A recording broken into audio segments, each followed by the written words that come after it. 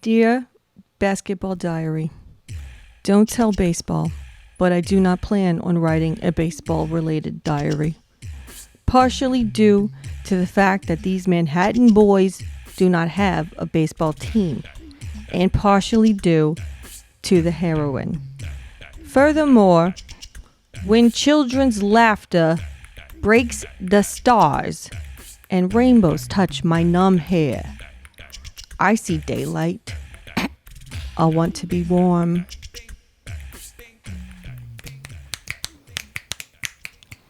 Thank you.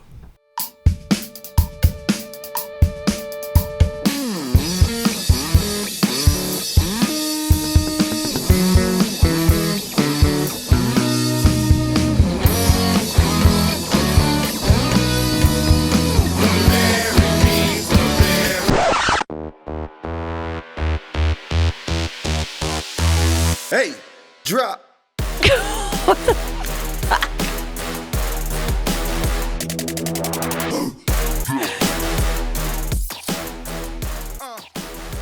Oh, yeah.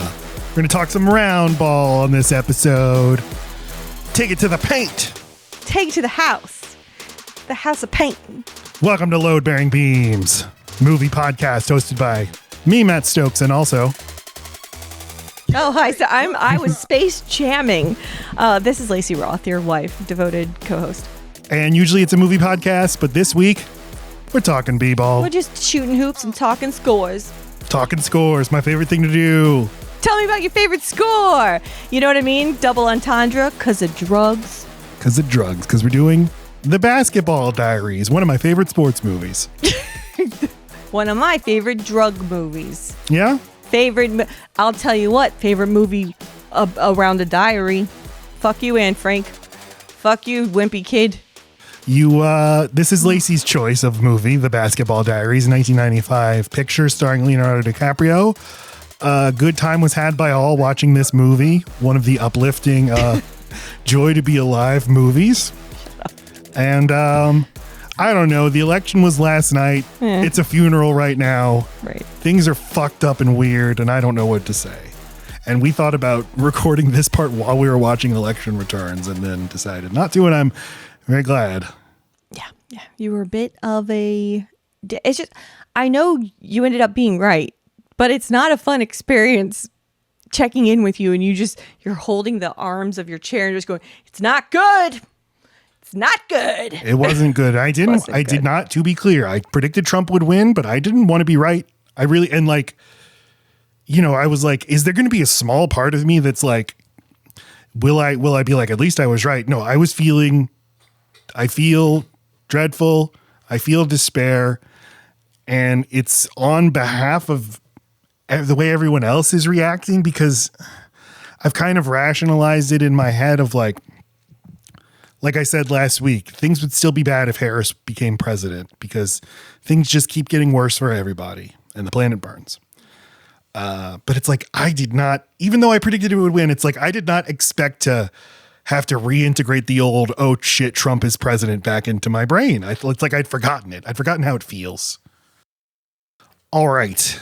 Basketball Diaries, a drug movie. Speaking of which, if you want to hear us share our favorite scenes from drug movies or favorite drug scenes from movies. We're not trying to be like inconsiderate here. Like, addiction is a big deal. We're not making light of it. Just in cinema, there are certain amazing, iconic performances that accurately and powerfully show us how drugs impact people's lives. We appreciate those moments. Hence, made a video. You can go check it out on TikTok. For representing a thing that happens to people, or at least how it feels and can translate to us. And so if we think about the movie scenes where people do drugs, what are our favorite ones? What are our favorite depictions of that? You can find that on our Twitter at LoadBearingPod, on our Instagram at LoadBearingBeams, our TikTok at load.bearing.beams. Links are in the description, and tell us, what are your favorite drug scenes from movies? All right, The Basketball Diaries. Tell me about your history with The Basketball Diaries and why you wanted us to watch it. So I'm a little, I'm honestly fuzzy on it. I just know that if it's ever brought up, and I love to bring it up almost as much as I love to bring up Boondock Saints, or used to before you made me feel lots of shame around that movie. It's just one of my movies, man. And I thought we'd watch it this time and I'd be like, oh, I know what's coming. Oh, then there's this part. I clearly have only seen this movie maybe 2 times. And it would have definitely been something I saw like after it was released on VHS, because I would have been too young. I've been like, what, 10, 11, 12, or when through its time at the theater, then into Blockbuster. So at the oldest, 12, I would have had no idea who Jim Carroll is. I have no memory when you told me this is about a famous person. I'm like, Leonardo DiCaprio. And then I'm like, It's about Leonardo DiCaprio. Fuck. I was like, what? Wait, damn it. My framing of this movie is just about another, wet Leonardo DiCaprio performance that my teen heart tiger beat loins needed. That's how I digested it. It was just the edgy one. It was crucially a wet DiCaprio, and wet DiCaprio, very important. Yeah. Who's scribbling in a little notebook with its little pencil. Did you want to take my little point that I made it first? My mistake. Yeah, that's right. It's your mistake. Yes, this is yet another tiny pencil, little notepad folded up and shoved in his pocket. Can this man not keep something straight and unwrinkled? It's not that fucking cute that you need it on your person all the time. Anyway, it had a huge impact on me. It'd be a very deep, dark, real heavy sort of situation. So of course it scarred my fragile little mind, and I forever will love it. But my history is not as long as I thought, because I've probably only seen it 2 or 3 times. What's your history, Matt? Did you ever want to see it? No, I never wanted to see it. I was aware of the only thing I was aware of from the movie was its association with Columbine, because of the fantasy sequence where he shoots people with a trench coat on. And yeah, I guess I assumed this movie was more about that, even though I did know who Jim Carroll was. I knew people who read Jim Carroll and associated that with, like, you get to college and some more druggy counterculture reading material comes in your lap. To me, it was, it was On the Road by Jack Kerouac. It was Charles Bukowski. This one never grabbed my attention. And then I also just have always had an anti-young Leo thing. But you've brought this movie up so many times. Yeah. Really had no idea what to expect. Really did not. And having now watched it, I think I do not care for it. I don't think it's a good movie. What about you? What do you think? You're a piece of shit. I enjoyed it. I thought it was good. I understand why I would have only seen it a couple times. It's super heavy. I think all the performances are solid. I mean, am I buying that Leonardo DiCaprio is like a tough on the fucking streets of New York? No. But there's not a performance from Leo that I don't like. Well, it's funny because we love him.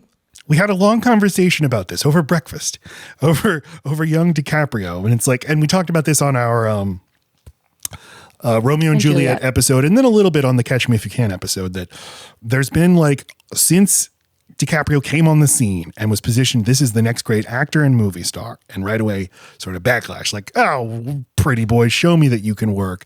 And clearly that has affected him, and he's like, I want to show you, like Brad Pitt, he's like, I want to show you how messy and dirty and how real of an actor I can be. Right, like, don't make me too pristine. I'm no Andrew McCarthy. I want to be snotty and bloody, my hair all weird. I want to be wet as often as possible. I want to piss pants. I want to try notoriously difficult accents, like Blood Diamond, where he does I think it's South African, notoriously difficult accent, and he's like, yeah, and he got an Oscar nomination for it. And it's like, you seem to really be invested in people approving of you as an actor. And there are people I know who to this day say, I've never bought him. I've never bought him in anything. All I see is an actor playing a role. And to me, there's a I guess it's Catch Me If You Can, and I would need to go back to Gangs of New York. Yeah. But from then on, I really like him as an actor. But before then, I too feel that, like, I just don't buy you. I see Leonardo DiCaprio playing a role. I don't forget about the performance. Even Gilbert Grape. I don't really remember it. He is Arnie to me. I see Arnie constantly in when he does other roles. But to me, when we watched that movie to do an episode of Lord Bearing Beams about it, this was years ago, and then never ended up recording it. Even then, I remember this seems like an actor doing actorly things, because there's so many. It's so. I feel like he goes for it though, right? Like, he's not dialing it in. He's fucking trying his ass off. I feel like there's something for that, but Well, it's just funny that like it works unequivocally. It works for you. It works in Romeo and Juliet. It works in Titanic.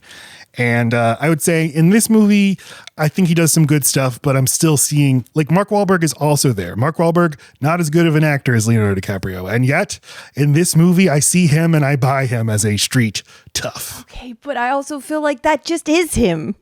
Well, I mean, yeah, that's part of it. Yeah. I mean, it's impossible not to see like pretty pamper boy Leo. Who I don't even know anything about his actual background. I don't know what class he comes from. It's just, I see you and I see a little rich boy. And in Titanic, when you're like, well, sir, I woke up on a piece of shit bench and now here I am with you fine folks. I'm like, oh, shut up, you twerp. I really think that just like he's just so insanely good looking that he shouldn't also get to be immensely talented. I think maybe he starts at like a C- for you because his looks are just... Fuck you with your high cheekbones and your flawless hair. There are and people those I don't eyes. feel that way. I don't feel that way about Brad Pitt. I don't feel that way about who are some handsome guys. No, you just named him. You named Brad Pitt. Tom Cruise. Jason Bateman. I see Jason Bateman. I see a Stone Cold Fox. Ryan Reynolds. You don't like him. Yeah, I mean, these people like they can weaponize what's unlikable and off-putting about how put together they seem. But it's I was reminded of Mad Men, Pete Campbell versus Ken Cosgrove for head of accounts, and Pete is told we're going with Ken, and here's why: for a promotion. Yes, for a promotion. And the clients, they like you. They say you make them feel like all their needs have been met. But Ken Cosgrove, the clients feel they have no needs. And for some reason, Leonardo DiCaprio makes me like, I can never forget, like, yeah, I see you doing the work. I'm noticing you.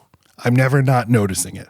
But Mr. Wahlberg makes me feel like Mr. Wahlberg. I'm not even watching an actor. Until you try to put him in a position of power or intellect. And then I'm like, get off the screen. Yeah. You fucking idiot astronaut. No, you're not a science teacher. But like Mark Wahlberg trying to play a science teacher or an astronaut is as out of his depths as DiCaprio is doing poetry narration. I'm going to shake my head exactly one time for that in agreement. That's all you get from me. Because I'm going to reset. You know I'm going to reset. No, I know. He's my beautiful boy. And this isn't I just didn't like, I thought my problem is more with the director and the script for being bad. Yeah, and I really want to know the history. You said this movie was not well received. I'm like, what? Okay. I received it very well.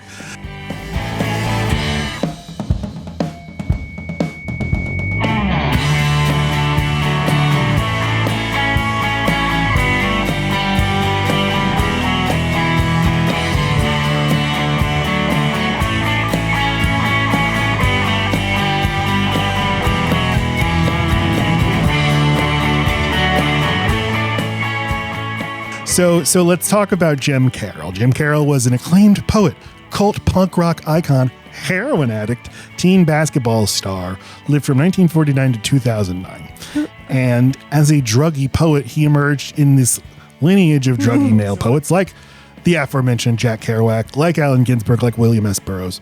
And the Basketball Diaries were diary entries, notes, observations he kept as a teenager, chronicling his time first as a basketball star on a scholarship to, a prep school where it's like he's trying to rise above from his working class shitty home to this nice prep school, and then him getting addicted to drugs and living on the streets. And the Basketball Diaries were published in 1978 and became a classic in the canon of, those drug memoirs I mentioned. But he started a punk rock band called the Jim Carroll Band, and his biggest champion was Keith Richards, who helped him secure a record contract. Just saying this guy's got he's so fucking humble. You know what would be a good name for this band? My entire fucking name. They had a minor hit with the 1980 song People Who Died, about all the people Carroll knew who died. That song plays in this movie. It's a great song. I do like that song. It's a fun little ditty, but you're also, why are you talking about all those people that died? Yeah. What's your angle here, Jim? Yeah, what are you trying to do? And the song is actually playing in the scene in E.T. where the kids are playing or they're playing not Dungeons and Dragons. Right. The song is playing in the background. I went and checked. Diamonds. Mm-hmm. Or is it like Trolls and Tunnels? I think it's Trolls and Tunnels. Not lizards and whatever is what I said. Okay. So, in the late 70s, this book gets a lot of attention, and they're like, ooh, Martin Scorsese or somebody like that, or Paul Schrader or Sidney Lumet. Somebody should adapt this. And it goes. All of these are good choices. Okay, hold on. It keeps getting. it goes into that cycle where like every year somebody will option it, and it's like I hoard the rights for a year for this book, and he said like that kept him that funded him for a long time. But the studio would buy it, they'd pull out the hot star of the day, Matt Dillon at first, River Phoenix, man, then Eric Stoltz, then Anthony Michael Hall, and apparently River Phoenix expressed interest in the role but was never actually attached to it, and then he died in 93. And of a drug overdose, right? Yeah. Right. So it's just like, God, he would have brought some realism to. He was just always such this like kind of tortured.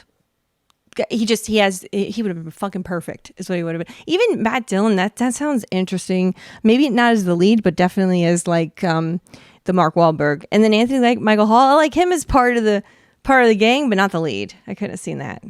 Yeah, I mean, he had the sort of like nerd image that he tried to push back against, which is why it's weird to see him in Edward Scissorhands where he's the bully. Oh, God.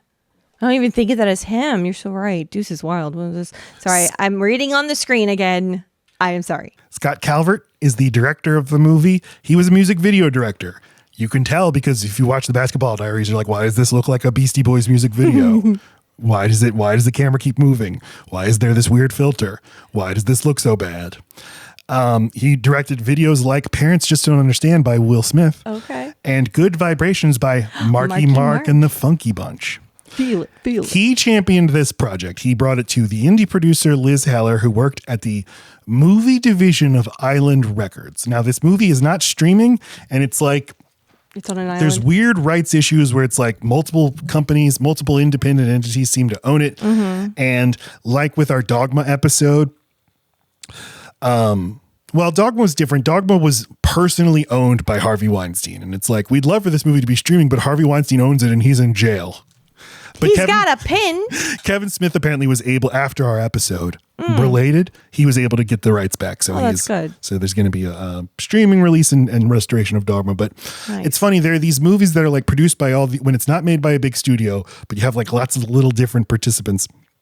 It's like, we could do the, like when you buy a house, you do title research or title insurance to see like, we want to make sure there's clear line of ownership of who owns this. And they're like, is that worth doing for a movie that nobody seems to like or is not going to make us any money on streaming?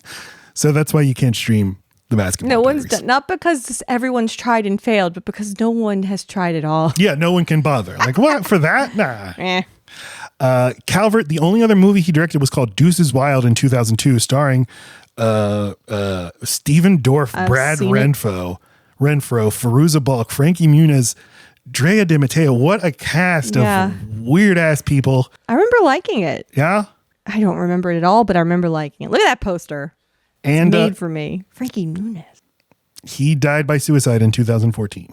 Frankie Muniz? Scott Calvert, the director of the Basketball Diaries. Oh. All right, Lena. Look at Marky Mark and his funky bunch. It's funny. Every time you've ever talked about Mark Wahlberg, you will call him Marky Mark. And to me, I have no awareness of him as a music guy. This is where my 4 years older than you matters. It has to be. Because I'm like, the guy from Planet of the Apes? He's got great vibrations. You just have to ask him. DiCaprio, 20 years old at the time. Wahlberg, 23 years old at the time. Okay, look at them almost getting teenagers. DiCaprio was coming off of his Oscar nomination for What's Eating Gilbert Grape in 93. He also had This Boy's Life. He is selected. This is the guy. Here he comes. And because of him getting attached to the project, it gets a green light. He's the star. Mark Wahlberg, on the other hand, he was a music star in decline, but he was trying to transition to acting. He had filmed Renaissance Man, directed by Penny Marshall, but that hadn't come out yet. And I like Penny Marshall. Would I like that movie? I don't know. Okay. In a 2014 piece on the Huffington Post, Mark Wahlberg said this of Scott Calvert. He said, he only said this to 3 people, Tupac, Will Smith, and myself. He said, you guys should be actors, and you will be actors. He called me in for the film. Leonardo said, no way, I'm not making a movie with Marky Mark, as did a lot of other people. Article goes on, but Calvert convinces DiCaprio. Hey. Apparently, there was like a publicity in the tabloids. There was a feud between these two, between Wahlberg and DiCaprio. Although they say now they're friends, and they did have The Departed together later on. But yeah, Calvert, who again had directed a Marky Mark video, convinces DiCaprio to read with Wahlberg. And here's what Wahlberg said, quote, "Of course I show up 8 hours late by accident. I was in New York and there was a huge snowstorm, so I went to Puerto Rico for the weekend with my entourage. Coming home, my flight gets canceled. I show up late. He's sitting there pissed. Why is he still there? It's 8 hours later. Go home." He wasn't a New York street basketball guy player. I was like, I've seen this dude play ball. So we both had a bit of a chip on our shoulder. And we started reading the scenes, and I looked at him and he looked at me, and I was like, oh shit, this guy's good. Yeah, apparently I was there. Yeah, apparently there's something about a celebrity basketball game where like Wahlberg went too hard at DiCaprio, and after that DiCaprio didn't like him, but then they became friends on the set of this movie. DiCaprio went in to read for the movie Fear with Reese Witherspoon. Right, he said, this part isn't for me, but I have somebody who would be good, Mark Wahlberg. Stop it. Goosies. Look at him. Look at that sweet angel. Look at his fucking face. So we're looking at a picture. Get away from that man, Leonardo. We're looking at a picture of young DiCaprio with the real Jim Carroll. And Carroll wasn't thrilled with this movie.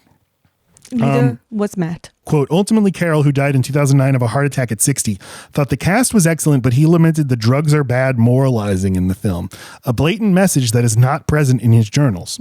The original ending of Jim gazing out the window high again at 16 after being temporarily clean in jail was shot in New York, but then they flew Leo and people out to LA for that whole poetry reading, and he read a different piece. It just became too much of the drug cautionary tale thing. And they ensured it wouldn't be like that, just neutral, like the book. But I didn't have any power at that point. End quote. That's what he said. So, yeah, it seems like there is kind of a redemption story to him getting off drugs in the movie that is just not present in the work. You know, though, I can see where they were trying to have it both ways, because there's something powerful in Reggie getting up at the end of Leonardo reading at the end of the poetry reading at the end, like they're still not on talking terms. Things aren't all roses and sunshine. He came to see that Jim is doing his poetry and still clean, and then he walks out. And you know, in my head, I'm like, well, no, I want to know that you paid him. You went and cleaned his apartment. Like, I want to know that everything's okay. I want to see you and your mom. They don't do any of that. You don't actually see that he's okay. He's just okay right then. Like, oh, he's going to be fine. He's famous now. But it's like, no, he's just fucking reading. Yeah, but in the language of the movie, and to then have the captions that are like, he went on to be blah, blah, blah. Yeah. It's communicated to you. No, he's fine. And that's why I'm saying that they're having it both ways. Like, because they could go to Jim and be like, we didn't say he never had drugs again. You know, but I get it. There's to Jim Carroll, who eventually did get off drugs, but it's like his attitude is like, this was still a good time in my life. Like, I did drugs for a reason. I was an addict, but there's a euphoria and a creativity that was tied into the drugs and a bonding with other people and a community. And I know that even something like Trainspotting, which is also about the community of heroin addicts, has to end with like our hero escaping that life. But like, do you feel like the movie actually showed any of the good stuff? Yeah, it tries to occasionly, but yeah, it's mostly beginning. But it'll do like sequences of like him and flowers of lilies and of lavender. It does that, but that does not showing. It's not showing him being creative. It's showing him having the euphoric feeling. But everyone knows who's ever done a drug or that it's the problem. It's that doesn't look fun. It's like, yep, that's why you're fucked. Well, and Carroll like talked about drugs. Like when he stopped doing drugs, he wasn't as creative anymore. Right, but I just don't think the movie does enough work. And yes, that's another problem I have with this movie is like, I don't feel like I know this guy at all from this movie, but I don't know what he thinks of his work or what his philosophy is, what he believes, and how he feels about this other than he's an addict. So like all of that is missing from it. All feels like an after school special. At a certain point, it just goes completely, it goes dark fast. And you know, because the beginning there's so many things. I mean, it opens with him getting the shit beat out of him by a priest, being paddled. There's all these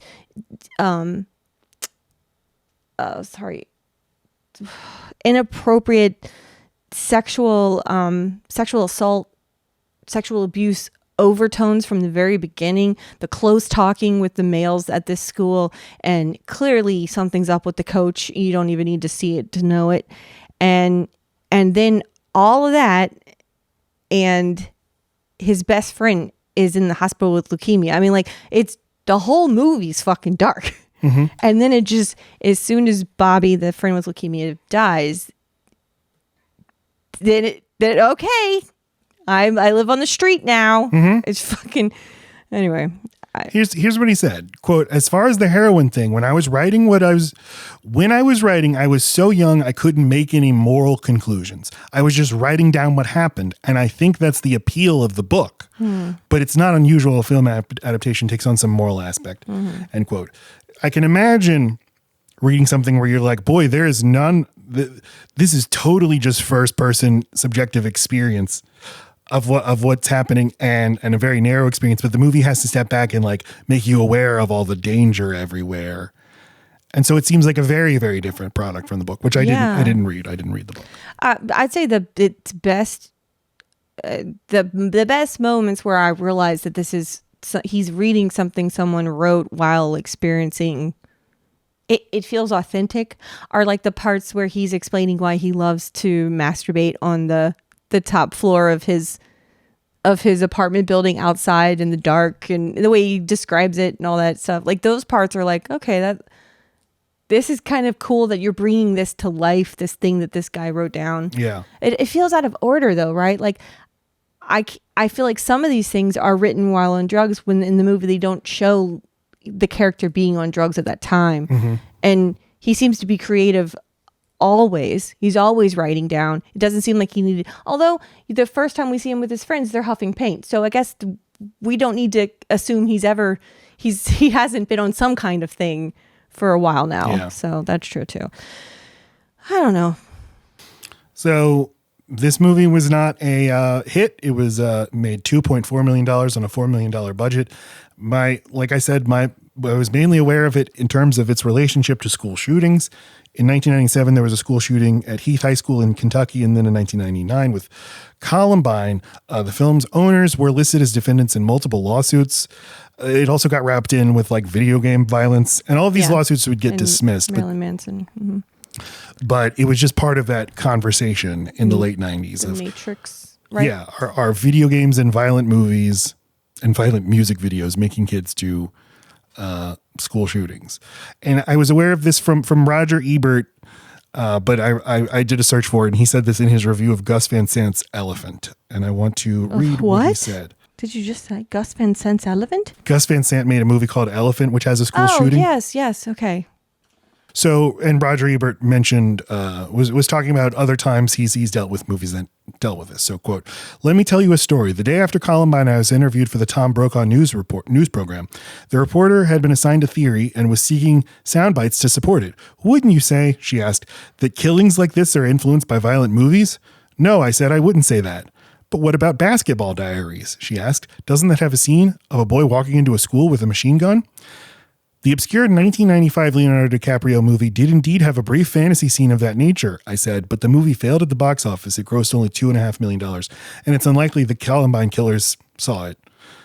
Side note, I don't know how, I mean, VHS exists. They could easily have seen it. I wouldn't say if they saw it, the movie's to blame, but I think I would have had a sense that this is another one of those ones that are a cult classic. I was surprised that there's not a bigger, I think maybe there's people born within a certain time and saw it at that time feel like it's a bigger movie than it is. I'm sorry. I know that's not your point here. It's just box office is certainly not the end all be all. And like, but usually you can let me know if it then became pop. We've had those movies that lived a new life in VHS world, but you're saying this didn't. I don't know that it didn't. I didn't find anything that said it became a hit on VHS, but it was on VHS. So like, it's totally plausible that they could have seen it. And that's all that matters. Absolutely. So the fact that it only made $2 million at the box office doesn't matter. Going on, quote, the reporter looked disappointed, so I offered her my theory. Events like this, I said, if they are influenced by anything, are influenced by news programs like your own. Oh. When an unbalanced kid walks into a school and starts shooting, it becomes a major media event. Cable news drops ordinary programming and goes around the clock with it. Yeah. The story is assigned a logo and a theme song. These two kids were packaged as the Trenchcoat Mafia. Right. The message is clear to other disturbed kids around the country. If I shoot up my school, I can be famous. The TV will talk about nothing else but me. Experts will try to figure out what I was thinking. The kids and teachers at school will see they shouldn't have messed with me. I'll go out in a blaze of glory. I mean, it's a powerful thing for a kid that feels invisible, if that's really part of it. Yeah, I don't know. Knows? Who knows? But I was just impressed to see this 1990. No, this was 2003. Still. No, but Ebert said this in 1999. I was like, yeah, hey, you had no idea what was coming in terms of social media and endless coverage, and you diagnosed it pretty well. Like, hey, people will be talking about me, and crucially, they're going to try to figure out what's the deal with me, which I would imagine is a big part. You get all the fame of a serial killer without all that planning and extra time. So the Basketball Diaries. So that's the history of the Basketball Diaries. that was the history of the Basketball Diaries. Yeah. Feels fast. Okay. Okay, we'll now go on to talk about the movie itself.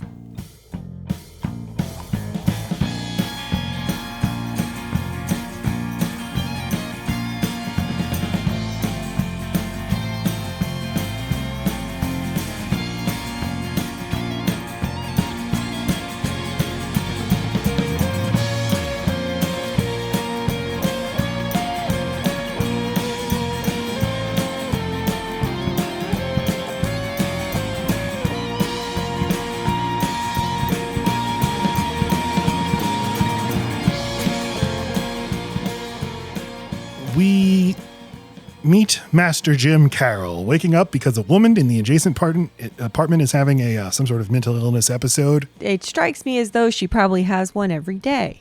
This seems like a thing she does. And Jim is like, Jim Carroll, he's like, shut up! Get a grip, lady!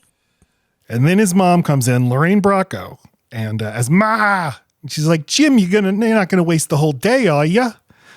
We were trying to figure out if we can do Lorraine Bracco. I'm sure that either of I us can. No, I can. You can? I just, Okay. I need that. The whole key with impressions is you need that phrase or that word that can get your brain set to the right frequency. And I haven't struck it yet. Well, what is I mean, I can just do a knockoff fucking Bronx accent, but Jim, but she's like kind of scruffy too. Yeah, no, the I'm husky not gonna help you kill yourself. cigarette voice. I mean, what does she say in Goodfellas? She's like, what can I say? I was turned on. No. What can I say? It turned me on.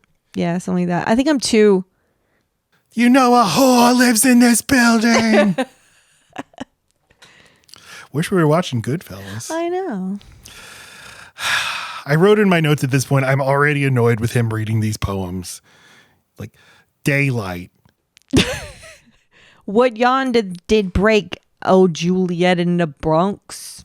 So this very 90s music video handheld cam starts moving through Jim's school, and he starts, the narration. When I was 8 years old, I tried to become friends with God by inviting him to my house to watch the World Series. He never showed. That's a poem. They're like Stephen Wright jokes. Right. Like, when I die, I'm going to devote my body to science fiction. Or leave my body to science fiction. In class, the Irish father teacher is paddling the shit out of Jim's ass, and he's being a smug son of a bitch about I it. would say an excessive amount. That I counted like 14. Because he keeps smiling. He's like, thanks, father. I totally don't want you to keep doing this. Okay. Look at it. We're looking at his little grin right now. It's just making the father angrier. He can't see his little face. He knows. He's at the paddling end. So we meet our gang. The gang will be following throughout the movie. Mickey, Mark Wahlberg. These movies where street toughs walk in the street in a row of four like this, they all start to mush together to me. It's like, is this Star of Echoes? Is this Mystic River? Is this Reservoir Dogs? Is this? It's just guys being guys trying to work out their sexual abuse issues. Say, don't touch me, I'm not gay. Care to expand on that? I feel like that's what Mystic River is. Just a bunch of guys walking in the streets, dealing with their child sexual abuse trauma. All right. Am I wrong? I don't know. I don't know either. We got Mickey, who's played by Mark Wahlberg. We've got Pedro, and of course, Neutron. Neutron's the good one. I feel like they don't say his name until they say it all the time. You're like, wait a minute. I'm sorry, what? His name the whole time was fucking Neutron? Also, there's a Jim and a Neutron. Is this where Jim and Neutron came from? It's a question to ask, and I just did. Well, they get into all kinds of mischief. They're little scamps. They're knocking people's food out of their hands. And I'm sure I felt this way at the time when I first saw it, but no, they're not scamps. They're fucking delinquent assholes. They're terrorizing people. There's a way to be a scamp. someone waits in line and buys food for lunch and they just fucking flip it out of their goddamn hands. The one that really pisses me off, besides whenever they're already like junkies and then they're beat up an old lady, kick and punch her in the face. Besides that one, is when they just walk up to someone, this lady just trying to get in her car and go, ha! Yeah. It's like, don't do that to a woman. It's not a nice thing to do. It's beyond not nice. I don't believe in evil. I believe in except for douche. these guys. Okay. They go on the Staten Island ferry and they're sniffing an aerosol spray of some sort. Sniffing a good spray. They're just huffing paint, love. Okay. And fuck you. They're sniffing a spray. Well, it didn't look like it was paint. It looked like glue or something. But I just watched Alexander Payne's Citizen Ruth, where she is addicted to sniffing paint, and I've never seen it. It's still called huffing paint. Huffing paint, sorry. No, you're right. Thank you. But she, sprays it into a paper bag and then, yeah. I was like, oh, that's how it's done. And I wrote that down in my notebook, like Jim Carroll. With tiny pencil this big, no eraser. Yeah. But this causes one of them to barf, and he barfs on Vincent Pastore, big pussy from The Sopranos. There's only 7 Italians allowed to act at any one time. And he's like, hey, what are you kids doing barfing on my head? Hey! And he starts chasing them. I'm boating here. And these guys, they're just real pieces of work. What can I tell you? They are disingenuous. Do you get the sense that they're all on scholarship except for the short one? I mean, are any of them well-to-do? No, I don't think so. I mean, yeah, probably just Neutron seems like he's the well-to-do one. Right. But that just, it is confusing why the short one, who is just the manager who steals things, is there at all. He doesn't seem on scholarship or wealthy. He's their friend. He's their hanger-on and the coach because he wants to fuck little boys. Thank you. I got that. He's at an expensive prep school. How is he there? He doesn't seem like he has the money for it. At the school. Yes. Good question. Is he at the school? Have we seen that? Yes, we have. Okay. But they're going to they live in Manhattan. I don't remember which neighborhood, but they're going to Staten Island. They have to transport themselves to Staten Island to play their school basketball game against this rich school in Staten Island. Are they going to the school? That's not their school. That's the other school. No, because they're walking in like, if we went to a school this nice, we'd not skip it so much. Right. Yeah. Why isn't there a bus? Huh. Maybe there would be a bus, but they skipped so they could do mischief and go on the ferry. Why huff a nice amount of paint and then go do basketball? That makes the basketball better. They're playing, this. The blue and yellow team. We meet their coach, Bruno Kirby, as Coach Swifty. And he's a real pervert. We can tell that right away because he just opens every bathroom stall. He's like, hey, what you doing? You pulling your pecker? Huh? No pulling your pecker before the game. You tugging your tank, huh? You tooting your motorboat, huh? All of those things are for after the game, fellas. Right, and I'll help you out because you guys are going to be tired. He opens up Mark Wahlberg's stall and he's like, hey, Swifty, what's the deal? I'm taking a dump over here. And I feel it. I feel the dump coming out of Mark Wahlberg's ass. And do you remember what Swifty says to this? Don't tug your... He says, my ex-man brought his new girlfriend. Because he's Swifty. Oh, okay. The gang is all signing a basketball for Bobby. And Coach Swifty wants to say, hey, I want to sign. It's so strange. Hey, fellas, you think me, Coach, could He's acts like a child. He's always asking permission for things, and he just wants to hang out and fuck the cool kids. Yeah, because he's signing the ball, and he's like, dear Bobby. My ex-boy. He took up half the ball. He wrote a lot of stuff. He really did. Yeah, and I can't tell what the team thinks of him because... I cannot either. I think they know they can push him around a little bit. I think they know they can get their way with their looks with him a little bit. And I think they take what he can offer, but they don't want to be alone with him. And they know they can kind of dick with him if they need to. It is a strange... I don't know. But I think you're right. It's like we know he might try to touch our dicks, but you can handle him. You can just tell him no or push him away And if you need $20, touch my dick. But the part where where I think we're going to learn a little bit more about what Swifty really is when Jim presents the basketball to Bobby in the hospital. And look, even Swifty signed it. And I'm waiting for the... Well, I bet he did, but he doesn't say. No. It's all just kind of mild. Oh, that's so nice that Swifty also signed. But it's also not that. No, I know. This is confusing. They are the hottest Catholic high school basketball team in New York City on their way to the championship. And to that I say, are there more than one? It's a big city. There's 10 million people in it. But why specify Catholic? Like, because they're only going between Catholic schools for this? They're not like... No, I think they're also playing other schools, but they're just the best of all the Catholic. It means, we're at a certain level of funding. This is supposed to be the 60s. The president just became a Catholic. That's weird and foreign. You got the mark of we're from New Orleans, where Catholic is the most widespread religion. Yeah. It's like, of course, Catholic. Let me tell you about the rest of America. They think you're a devil. When he says Catholic here, we're supposed to take that as meaning they're somewhat disadvantaged? I think so. Yeah. I mean, it's coded as either Irish or Italian. Okay. So like of the rich, not deserving class, we're the richest and the most talented. Or we're at least doing the best at sports. Oh, okay. Because I just wondered if that has something to do with the team they're playing as well, who presents as like very straight-laced All-American. Mm-hmm. Are we to know whether they're Catholic or not, or maybe that doesn't matter? Don't think that matters. Okay. Now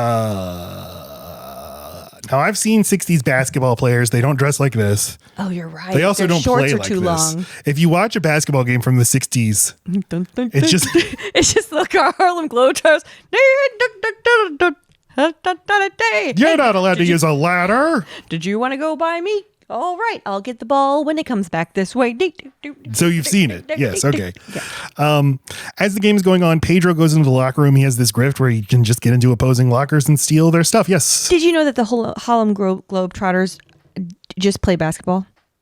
That you can buy a ticket to go see the Harlem Globetrotters, and then they can just play basketball, and they do zero tricks. Did you know that? What's the point of that? I just know somebody that went to one and was like, when are they gonna? Is it at halftime? It's like, no, you gotta read ticket, buddy. Sometimes they just play basketball. Oh, really? Isn't that crazy? So it's a tiered thing if you want the actual show. Well, I guess it's just like they just also do this other thing, and because that's what you associate with them. It's like, yeah, well, I went to see the American Gladiators, and they just played chess. I did not expect that. It's like, no, you're a thing. You're associated with a song. So maybe it's like when they tour, they're doing their tricks. But if you go to them in Harlem and they're not globe trotting, they're just playing b-ball, playing some round. I mean, I've always known like they're playing an actual game. They're just allowed to do fun tricks and stuff. But like who the are other they playing against? The Washington Generals, of course, who are trying their best to win. Oh, they just suck. You know much more about this. I just knew this one thing. I've done plenty of reading about the Globetrotters on Wikipedia. Yeah, right. I forget it all, but it's like the company that owns like Barnum and Bailey also owns the Globetrotters, also owns Disney on Ice. It's just like touring live entertainment. I guess I just wonder what type of level of basketball player ends up there. Is it after a career? Is it before? It's people. Sometimes it's college basketball players who can't go to the NBA or can't even go overseas. I don't know. They can't go to the NBA, but they can do flips off a trampoline and then get into the thing. Okay, that's a different skill set. They can't go overseas, but they can globetrot. Right. Okay, I'm going to look into this. No, I'm not. So, yeah, they have the grift. They go in and steal the opposing team's shit. Hang on to that detail. It's going to come back in about 2 minutes. And they go, Swifty takes them out for burgers at this Staten Island tacos place. Taco Hut. and Leo's like, there's only two things Swifty forbids: using the word motherfucker and stealing from the other team, if they're white. What a nice guy. So, yeah, they're at this place, and what happens? Well, Swifty has gone somewhere, and he comes back, and he says, like, he's not eating with them, which I don't know where he's been. And he's just at the register, and he's like, hey, how much for my winners over there? And the guy gives him, like, a total that's, like, 3 times what he thought it'd be. And he's like, what the hell? You changed prices or something? Huh? Oh, here, what if I give you this watch? And the guy's like, no dice. I want my money. What the hell? So he's aggravated. He goes over to the table with those winners, and he's like, what? They all ordered 8 burgers each or something so stupid. And of course, Marky Mark says, that motherfucker. I mean, so they're breaking all the rules, because then what do you know is you see that team conveniently still wearing blue and yellow. And they're like, hey, get out of here. You took my grandfather's watch. You had it up his asshole in Vietnam. No, it's just something. 5 years. 5 years. And so what do you know? Those paint sniffing boys, they stole from another team who were not white. But isn't it odd? Swifty takes them all out to eat, but why them? Where's the rest of the team? They're his boys. There's this thing we described, this weird parasocial. So it's not everybody. It's just I guess maybe it's the scholarship. Or kids. these kids are poor. Oh, there you go. Yes, they're on scholarship be, here. Right. Exactly. They don't have parents who can come and cause a fuss. Oh, you're so fucking right. Then they're all the way over on a boat ride. This is the perfect place to fucking make your move. They really met. And Swifty's like, I'm not taking you home, asshole. What if they don't have ferry money? The ferry is free, but it's still really long. A really long ride. It's cold. And so the our heroes beat the shit out of these Staten Island kids, and Mark Wahlberg is just going nuts, kicking the guy on the ground. And I was wondering, how did they get him to get into character for this? And then I read they told him that guy's Vietnamese. What? Oh, Mark Wahlberg beat the shit out of two Vietnamese people in the 80s. Why? Because he hated the Vietnamese. What? You just go look up this on your own time. It's like this big scandal that's followed him his whole life. He's like Richard Gere in the gerbil. No, but this is the thing that actually happened. He got prosecuted for it. And then I read a quote from him like 10 years ago. He's like, I should probably go find those people and say I'm sorry. Now I'm looking at a picture of Bobby, who is Michael Imperioli. Oh, God, such a fucking Christopher good name. Moltisanti from The Sopranos. That name is just perfect. It's a perfectly well-rounded name. Mm-hmm. I always found him handsome on The Sopranos. Here, all you need to do is take the man. This is a combination of both taking the eyebrows away and because you don't really do that. You have to build makeup on top. So then they have this weird bulbous ridge of makeup. It makes him look alien. It's not his fault. It's makeup. All right. So he's in the hospital. I don't know if it's hospice, but he seems, I don't know if it's around a chemo. I don't know under what circumstances a person with cancer in the 70s is just in the hospital. It's like, that's not what they do. So I assume it's end of life situation. And Leonardo DiCaprio comes in there to visit him. That's his best friend. And he's like, hey, Bobby, I beat your record. Oh, yeah. How many times you choke it? God, 7 times. 7 times. Really? My mom thinks I have a cold because of all the tissues around the house. Let's talk real close while I'm sitting in your bed about how many times I pulled my pecker. And also, we jumped this lady, and in her purse was a stack of Polaroids of her fucking a donkey. Let's sit What the hell? It could have just been normal sex. It's still Polaroids. Why did it have to be that? Fuck. And so it's like, let's sit real close and look at these on the bed, and you tell me how you can't get a decent chubby anymore. And I know this to me reads like Grease, where the guys from Grease, they don't know how to intimately speak, so they speak in hitting each other and rizzing each other and get out of here. For them, they are talking about something serious. He is experiencing very horrible side effects from being at the end of his life at so young. So he speaks in sex. Mm-hmm. I'm dying. I can't get a chub. They're pumping him so full of dope that he can't get a decent chubby. Chubby's always been my least favorite word to describe it. I wish we'd stop saying it. So anyway, Jim is like, hey, I'll get you a chubby. He takes him to a peep show. Together. And he throws his pants at him so fast. This man is fucking fragile. It's like, Leo. And the friend's like, I don't want to do this. Truly, I'm saying, he's used to being a tough guy. Leo's making him, Jim is forcing him to be like, no, really, I can't. I don't. Okay. So then they're in the streets. They sneak out of the hospice. And he's being reckless with him again in the fucking wheelchair and popping wheelies. And I don't know. He seems to be having fun, but I don't like it.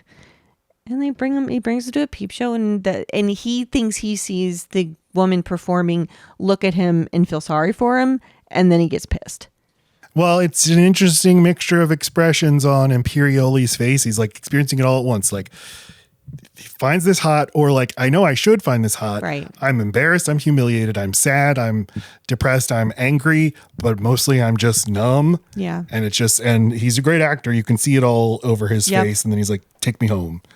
And I was just thinking of all the great lines on The Sopranos. Most notably, he was gay, Gary Cooper.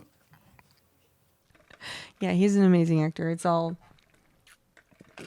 you feel every part of it. It is a little tricky to put Leonardo DiCaprio next to somebody like that who's just, hey, can we finish at least? I paid it. I looked at a Nickelodeon for a nickel and That's what he was talking about in Titanic when he said that. Paid for Nickelodeon.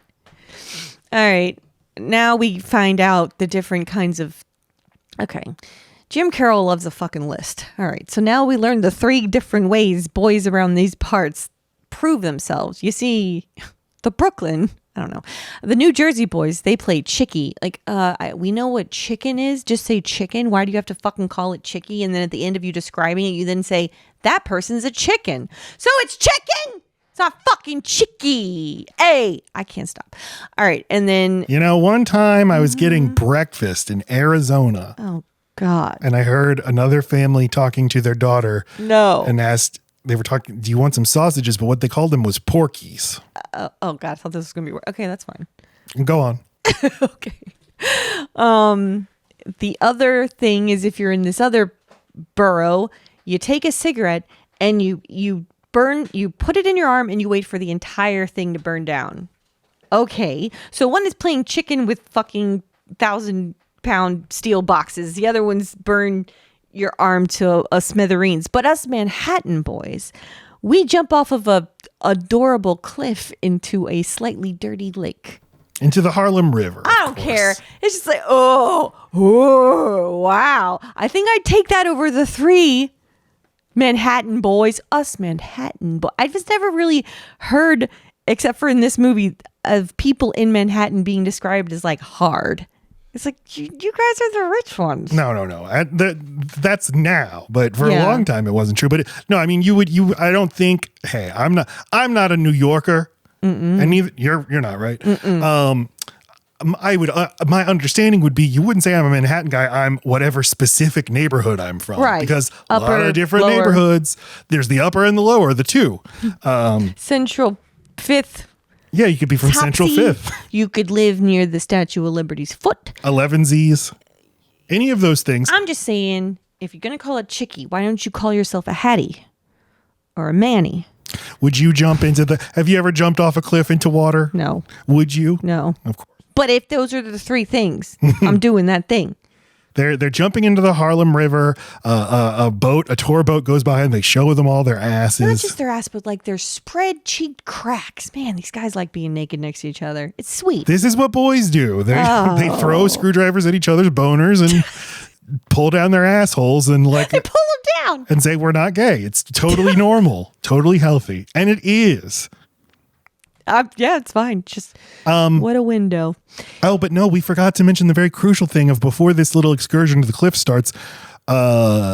Jim is playing his one-on-one basketball game with Reggie, That Ernie never Hudson. Never ends. The great Ernie Hudson. And, there's no way he would be keeping up with him. But in Jim Carroll's mind, he was a very good basketball player with this man who they just had like a friendly understanding and play. Anytime they saw each other in the court, they played. So Neutron is like, he takes Jim aside and he's like, Jim, you're the normal one. Later, don't tell the others. I'm going to take you somewhere cool. And it's to the home of Winky and Blinky. Blinky, because, teenage girls, Matt, normal teenage well-to-do girls, when their parents are out of town, they pretend to be prostitutes named Winky and Blinky with lots of drugs and dress like they're 36. I don't believe you, Jim. No, this is like Pulp's Common People. This is the well-to-do cosplaying. It'll be an interesting little experience. I'll pretend like I'm hip and poor. They're bored. Yeah. All right. But Winky and Blinky, one of them is like, take this cocaine. It'll make you fuck like Superman. No, it won't. It won't? I don't know. I've never fucked on coke. I've only done coke on coke. Really? What's the point? What's the point of wasting all that coke time having sex? We gotta have sex anytime. After he fucks like Superman, he's like now going nuts on cocaine. He's like, this is great. This is where it gets aggravating. Like, I guess he just has a personality where just a little bit's not enough, and I guess that's the point. I don't know what they're, but like it's over the top what he's doing with his face. It's inspiring him to write though, and he's writing furiously. He's like Alexander Hamilton. I've been reading and writing, and he can't stop. He's like, oh, I'm on cocaine. That's fine. I believe that. I used to like to color, and that's a thing. You still do. I mean, while on like an upper. Okay. I colored like fucking Superman. So it's not enough. He runs out of coke, so he just goes and takes all the pills from her medicine cabinet and then does some dumb faces. Yeah. Next thing we see is Bobby has died. They go to his wake. This causes them to mourn. They go out and they shoot some basket hoops in the rain. All right, but we learned from here that Jim was the one that was closest to Bobby. They'd known each other since they were 3. The other guys probably just don't know him that well, or for only a couple years, and they're just not as affected. 2 of them are better at being like chill about it, but fucking Marky Mark is just like, we just say love me. We just gotta live. So we only have tonight. Yeah, we gotta let that shit tonight. Go. You know what? He was in so much pain. It's better that he's dead. I know, right? Not even to say like that kid. He's got to be. It's just to say it's better that he's dead. Not he's better off or he's in a better place. It's good he's dead. Right. And that's already like a crass way to say it. But what really pisses off Jim here is that this character is acting like he went and visited Bobby, had any idea what it was like toward the end, which he never visited him. And so now, Jim's got all this misplaced anger of like, fuck y'all. You didn't care about him like you think you do. Don't talk about him. Yeah, because they kind of have like, they will, even before he dies, they'll be like, you know who's great at jumping off the cliff? Bobby. And so they're talking about him like he's a legend and kind of talking about him in poetic terms. And DiCaprio, who is a poet, like resents them because like he's a real person who is still alive. And he was a real person who lived a real life. But you're talking about him like he's this fictional, idealized idea. Right. Don't mythologize him already. And don't like you're doing lip service. Like, as long as I pay tribute to Bobby's memory by saying he's a great cliff diver, then I don't have to go see him in the hospital. I get that. It's like, no, just go visit him. Like, he's still around.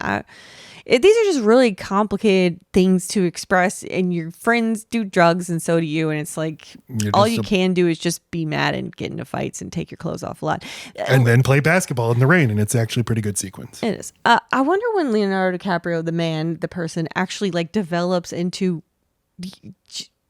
just a regular kind of man body. He's tiny. He looks like an 8-year-old. His chest and arms just so youthful. Yeah, I mean, that's why I want to punch him. Shut up. I'm not saying it's good for a guy. It's not a good thing. You want to look like Mark Wahlberg. Yeah. Oh, all right. Yeah, I don't like how motivated I am by these very basic like stereotypes. Like Mark Wahlberg, there's a man. He pumps. No, and I've said it before. Like Timothy Chalamet, I see him on screen. I'm just like, fucking twerp. I love him. I guess I love twerps. Yeah. I like them tiny. Twerp. I want to snap them. Do you like women who are twerps? Like, what's a woman twerp? Zendaya. Yeah. You do? Yeah. Oh. Fuck, she's not a twerp. She's but she's a little. No, she's a little baby, just like he is. She's her thighs. No. They're thick. All right. She's thick where it counts. He goes in to do confession, and he confesses all. This might be my favorite part of the movie. He goes into the confessional booth, and he's like, "Bless me, Father, for I have sinned. I do drugs all the time. I jack off constantly. I'm always fucking women and doing cocaine, and I took the Lord's name in vain once." And he's saying all this stuff, and the priest is just like, 10 Hail Marys. And he's like, "That's it." But I got to tell you something else, Father. My friend Bobby died, and I'm having a real hard time. And the priest just shuts the slot. See, there's no time for them, especially for scholarship kids. They're not supposed to know who's walking in. It should. I guess he just didn't have rich people problems. Like, nope. Give me a donation. Just puts his little hands in. Father, I'm worried they're not going to cut the capital gains margin tax. I'm really struggling here, Father. All right. So Bobby's death seems to be the catalyst for a true spiral. When does he do heroin? I don't know if he'd done it before Bobby died or what, but now that's his main bitch, and he's doing it throughout the week at school. He's running out of money. He's not good at practice that good. He goes into the bathroom to snort something, and then Coach Swifty comes in, and instead of being like, "Hey, you're doing drugs. This is bad," he's like, "Oh, you've been sending me signals, bud." And he's like, "Fuck you, Swifty. Leave me alone." And then that pushes him into the wall, and the coach is like, "Yeah, okay, I'll try again in the future." No. This is where he's like, "Oh, easy, Jim," because he makes him bleed, and then he's like, "Here, you want some money? Oh, does he do it in the future? No. The honk honk? Grab his dick? Huh? When does he grab his dick? When does he grab his dick? What do you mean? Right here? When does he does that here? I'm asking, is there another scene? Because yes, he grabs his dick. Oh, I don't remember that. Yeah, he touches him. You shouldn't do that to your students. Jim, in a drug-induced stupor/dream, envisions himself shooting his entire class while wearing a trench coat. The music video stylization actually works right here. Also, excellent squib work. But I do like that he's kind of part bank robber.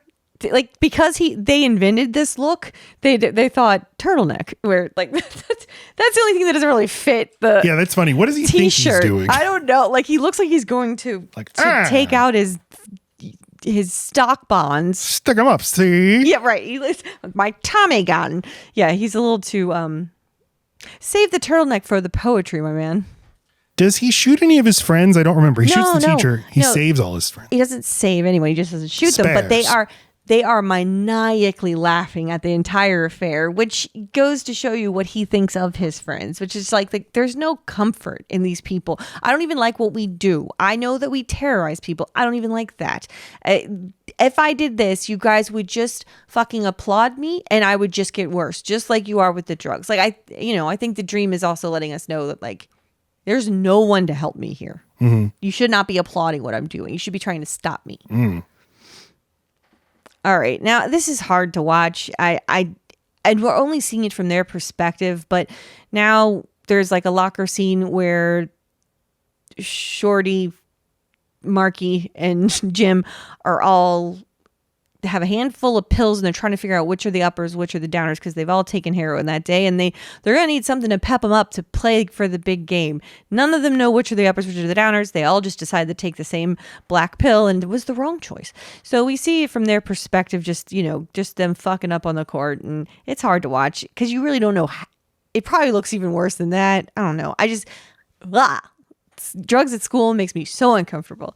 So they get kicked out of the game and, confronted by the father. Well, they're like so sluggishly playing, they can't play. They're not even they're sloppy. Yeah. They're drooling. And the father and Coach Swifty are yelling at them, and then they suspend them and kick them off the team. And they're like, forget you, man. And they leave. But Neutron, the good boy, is like, I'm not coming with you, fellas. I'm going to stay here and follow my dreams. Right. He has not been doing drugs during the weekday like them. He's still recreational. So now that they're on the streets, now they have more time for drugs and need more money. So we just get to see what kind of things they get up to, like boosting cars. And this leads us to another one of probably my least favorite scene of the whole movie. They're stealing this particular car because Mark Wahlberg's character has a brother who can sell it. This is the car they need. They get in it and fucking, I don't know why are they letting the short one drive? I don't know, but that's the one, right? And he's literally falling asleep. He's ducking out. That's what you call it. He's on heroin and he's just, no, I got it. It's just crazy ass driving. I'm okay with that, but they get, well, they'll wake him up, Pedro, and he's like, what? I'm good. Right. Like, as he's asleep. Yeah. That's the mood. Yeah. But they don't ever decide to switch drivers. But then the next thing you see is they're on the street waiting for the brother. You don't see the car. The brother gets there. He's already annoyed. And he's like, well, where's the car? And they're like, it's right here. And they point and it's getting towed away because they parked in a no parking zone. Mm-hmm. I'm annoyed as fuck with these bad at crime kids, and especially Pedro for some reason. And now Mark Wahlberg's character's brother is in real, he's got to report up, and he's already promised this car, already woken somebody up. It's a whole fucking thing. So what does he do? He breaks his arm, and you hear him scream like, "Stop! You're breaking!" And then the next scene is him with a cast on, shooting up. But like, that's my least favorite scene. The screaming. You react so viscerally to the brother stomping on the arm to break it, and then he didn't stomp on it. He doesn't stomp on it? No, he pulls it behind his. You know how when someone can put you in a hold like this? Mm-hmm. Well, if you keep going, you just break it. Oh, okay. So we see them next in a heroin den, and now they're just legit injecting heroin. Which I don't think they had been already. We hadn't seen it though, or we hadn't seen them inject. Yeah, we see Mark Wahlberg. You need to watch the movie again. We see Mark Wahlberg do it in the back of that stolen car. Oh, you're right.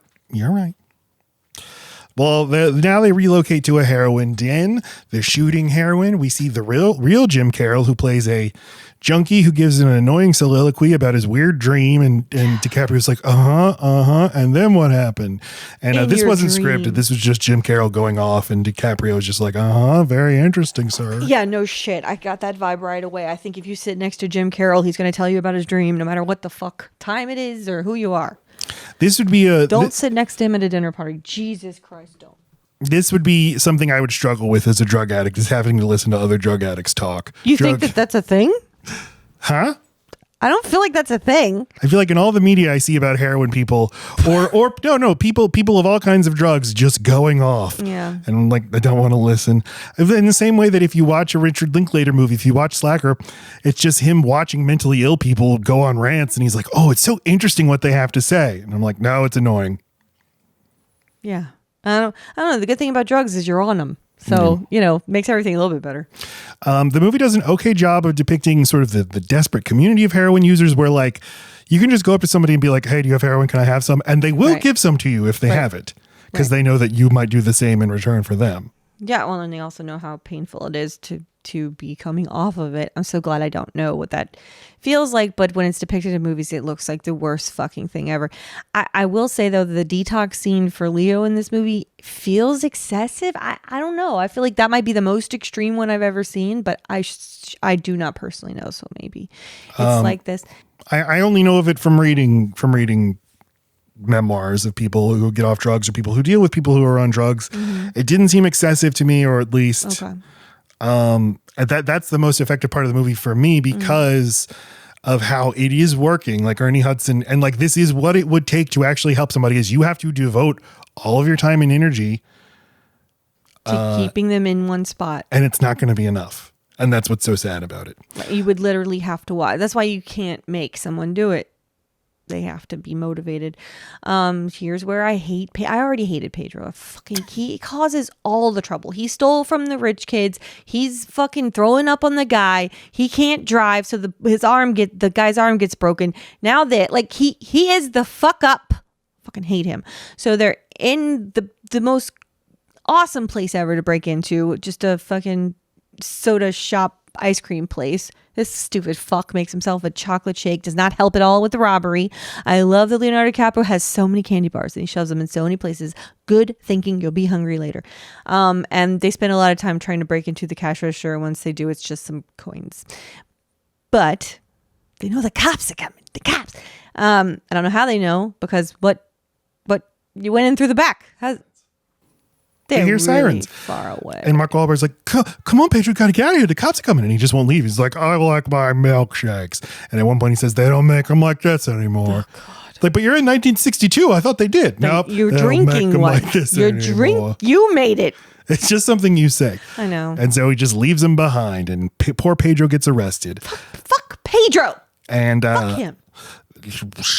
Jim, a guy accosts him because Jim sold him bad drugs, and the guy beats the shit out of him and leaves him in the snow. And then Ernie Hudson comes and collects him. Wait, but did Marky Mark already push someone off a roof? Nope, not yet. All right, well, I don't want to spoil that. It's coming later. Rehab with Reggie. We get the stretch where Reggie is forcibly detoxing him. And I think this is some of the best DiCaprio acting, because he's just good at being like a little just feral animal, just going insane. And Ernie Hudson reveals, like, doesn't go into specifics, but somebody helped me once and I need to return the favor. Mm-hmm. So I will literally keep you here in my apartment and watch you destroy my apartment, but I'm not going to let you leave, and I'm not going to give you your drugs. It's very sweet. And it goes on over a period of days, and then Jim starts to feel better and Reggie has to leave. But first, Jim is like, Reggie, you really like my writing, huh, Reg? And he's like, I've already told you 5 times. I love it. Want me to bend over and kiss your ass? But then as soon as he's gone, he's like, okay, I'm going to be back in a little while, little partner. Be good. Okay. And if anything goes wrong, just start writing your poetry. Okay. But as soon as he's gone, Leo's just like tapping his pencil and then goes crazy. And then the handheld camera goes all swirly. It's pretty effective filmmaking of feeling the claustrophobia and the panic. And in the narration, he says, I am alone. We all are. And that, again, is the sad part is no. Somebody's literally helping you. Right. They're doing what they need, the only thing they can do for you, but it doesn't feel real to him. It doesn't feel stronger than the need to do the drugs. Well, it doesn't feel like Reggie knows that actually Jim needs the drugs. Like Reggie doesn't get that. No, I need to be on these drugs. It's fine. I had a bad day. You could help me be on them better. Like, I think that she's like, he wasn't ready. He didn't see the big problem with it. And so he felt alone. Reggie did him a favor that he didn't ask for. Yeah, but I mean, I read it as him like, you need to go through withdrawal and get to the other side of it and then take steps toward getting clean permanently. Well, and dealing with whatever puts you in that place to begin with, right? Like, this the therapy piece that seems to always be missing. The drugs are the symptom and not the cause of your problems. Mm-hmm. He goes to the subway station or whatever, and he lets a man pay him $35 to suck his dick. The man pays for the privilege of sucking DiCaprio dick. While it's happening, he envisions Coast Swifty coming in with his gum. I had to look away because of the gum, a lot of the gum. And then he meets up with Mickey, and he's like, good news, I got $35. I'm like, oh boy, that's a lot of money. But the drugs they buy are... What's wrong with the drugs they buy? They are fake. They are fake. Okay. Yes. That's no good. And so they chase this guy, chase him up onto a roof, and then whoop-the-daisy, Mark Wahlberg makes him fall off to his death. And then the cops come and they arrest Mark Wahlberg, but Jim gets away. That's why I think there's just one too many convenient things for old Jim Carroll in this fucking book. You were saying this after the movie. You're like, all right. Come on. Like, every bad thing that happens, he's there for it, but he's not doing it. Mm-hmm. He's there for the robbery, and he wanted to go back for his friend, but he just couldn't. Okay, nice. But that friend in real life still got arrested, right? Okay, so that's still your side. And then you chase the guy up the fucking thing with your friend Marky Mark, and he falls off the roof. But you were nowhere near. Wow, that's fucking convenient, Jim Carroll. And in reality, you think he literally pushed him? Jim was the one who literally pushed him. He's the one writing it. I mean, it just seems course. convenient to for all of these things that are really bad for people just not be your fault. And just how many times you get people to tell you you're a good writer in your own fucking book. Shut up. This is like Rose seeing the drawings. These are very good. Oh, yes, they are. And but you know who did those drawings in Titanic? Yeah, the fucking James Cameron. James Cameron did the drawings, and then he had Kate Winslet wrote in a screenplay. He's like, these are exceptional. Fucking, I've never seen it. This is a hard scene. The next thing is because he doesn't want to go get his dick sucked again, I guess. That didn't work out so good. He goes to his mom, which is interesting. It's hard to understand how much time has passed. I have no idea what is the span of time this whole book takes place. It could be weeks, it could be months, it could be years. Yeah, you don't. Thank you, Matt. What was wrong with that? Those are the increments. Nailed it. Okay. Oh my God. So it's interesting. This is the first time he goes home. Because that is a frequent stop for any person addicted to drugs is to steal from your, your mom's parents' schedule. They leave the house, you go and you take the TV or whatever, just like, come on, this is the first time. Yeah, there was earlier, they show him just looking at his mom from across the street, but he doesn't contact her. He's thinking, maybe I could sell her hair. That's a sad scene of him just he just wants the money, but he also is just crying to her like a little boy. Like I'm sure he cried when he was a little boy. And at one point he says, hold my hand. And she said, yes, I'll hold your hand. And then he immediately changes this to give me the money. And he just cries and cries. He's just a very convincing crier. She is too. It's so hard. Yeah, I like she slowly puts the chain latch on the door and then opens it with the chain on. Mm-hmm. And he's like, hi, Ma. Hi, Ma. You there? Hi, Ma. Hi. And he keeps saying it. And he's like, I just need money. I'm in pain. And she won't give him the money. He says, is determined, I'm not going to give you money. She goes to reach for money because he's breaking her heart. And then he's like, why you have to be such a bitch, Mom? And then she picks up the phone and she's like, police? And the police come and they take him away. And they take him to the best place in the world for a heroin addict, prison. Okay, but it is a little weird that she doesn't say it's my son because what's he doing in the hall? Ma! Ma! So when they pick him up, they're going to know. Okay. I didn't know what he meant by that. Wait, he's doing poetry from prison? No, Lacey. Okay, That's I was after like, prison. All right, I was like, because he's got bars on his face and he's in a prison outfit.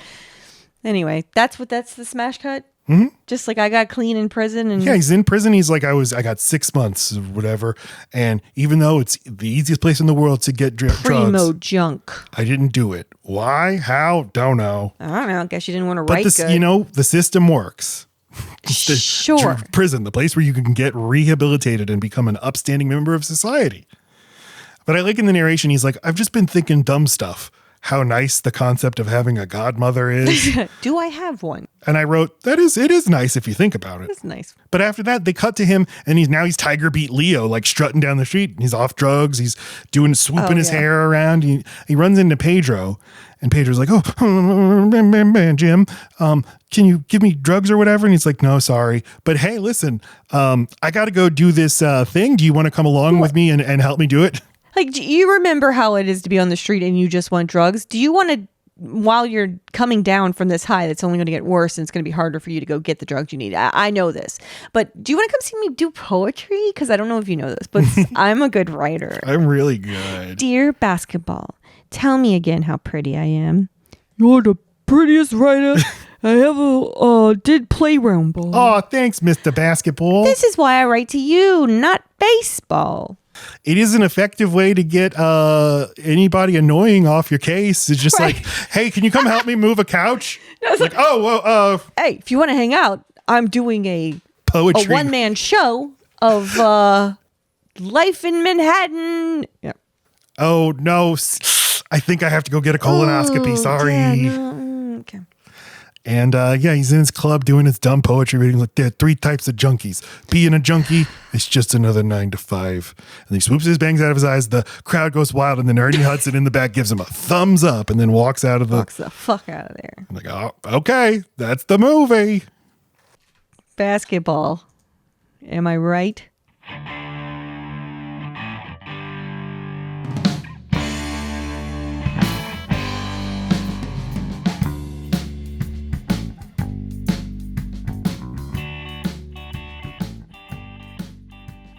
This is hard.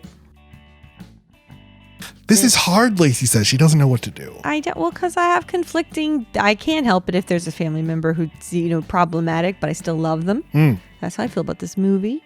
I guess I'm gonna have to say 3 stars, which is a low rating for one of my movies, I think. I mean, somebody says, hey, should I watch the Basketball Diaries? I don't think I'd recommend it. There's just so much else to watch and so much other good Leo stuff to watch and Mark Wahlberg stuff, and just go watch The Sopranos maybe. Go watch The Sopranos. There you go. Or watch The Departed. Yeah, watch The Departed. There you go. There you go. God, The Departed. We need to watch that. Okay. I feel like we need to watch a couple of Tarantino things though. You already have a head start, but I to inform our next episode. Thanks, Lacey. I need maybe Django Unchained or something. Yeah, I don't like this movie. I give it 2 stars. I think it's kind of poorly directed. I don't hate Leo. I think he has some good moments when he's going feral on his mom, when he's going through withdrawals. He's good. It's when he's trying to be a poet that I don't buy it at all. And he's just not as a swaggering, lower class, working class New York tough guy. Nope. No, you're not. Don't buy it.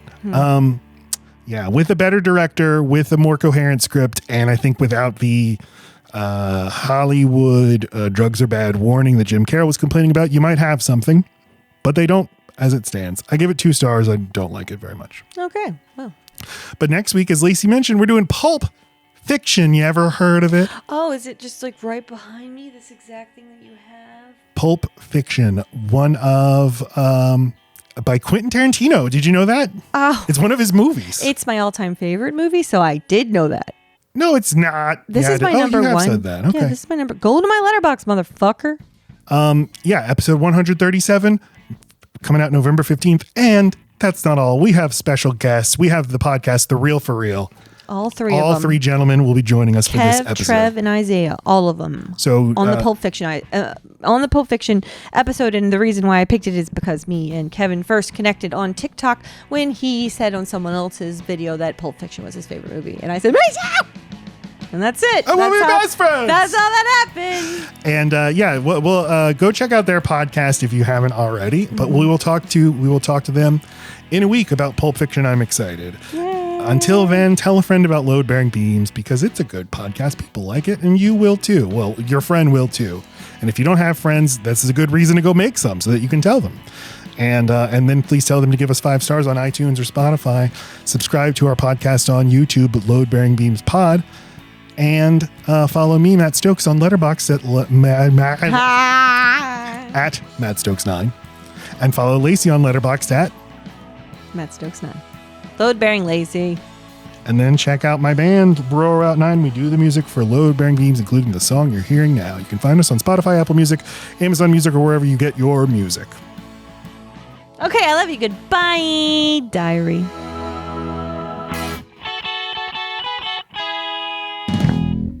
Three, four.